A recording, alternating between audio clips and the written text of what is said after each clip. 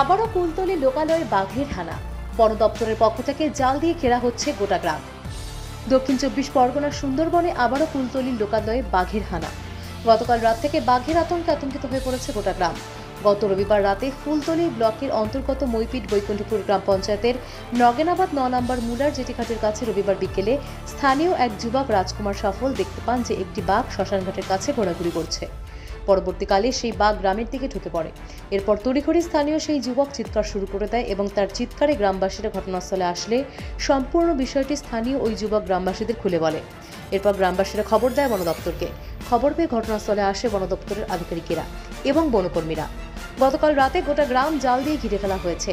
সোমবার সকালে গ্রামবাসীরা শ্মশানঘাট লাগোয়া নদীর চরে তাজা বাঘের পায়ের ছাপ দেখতে পান। এই নিয়ে 10-12-এরও বেশি কুলতলি লোকালয়ের মধ্যে বাঘ ঢুকে পড়ার ঘটনা ঘটল।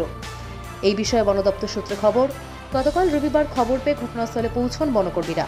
গ্রামবাসীদের কথা অনুযায়ী শ্মশানঘাট সংলগ্ন জঙ্গলটিকে জাল দিয়ে ঘিরে ফেলা হয়েছে। সোমবার সকালে বাঘের পায়ের ছাপ দেখে আমরা বাঘের গতিপথের অনুসরণ করার চেষ্টা করছি। বাঘটিকে পুনরায় জঙ্গলে ফেরানোর জন্য তৎপর বন দপ্তর।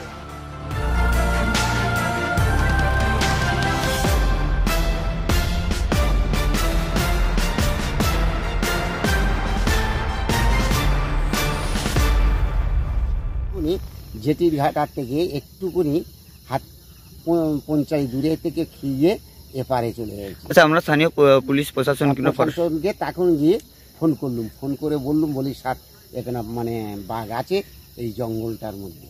এখন মানে প্রশাসন বললো, তাহলে ঠিক আছে, তোমরা কি সঠিক দেখেছো? হ্যাঁ, পর পেয়েছি এবং ওপার থেকে খেয়ে এপারে গেছে।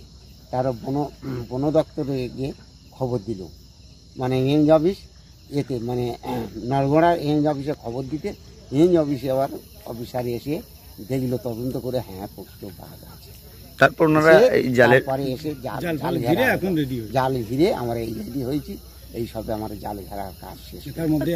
এখনো আছে বাঘ, এখনো বাঘ রয়েছে, বাঘ আছে আর হুঙ্কুরি দেখছে। আচ্ছা, আপনার পরিচয়? আমার নাম শম্ভু সাঁপুই, মইপির নগেনাবাদ।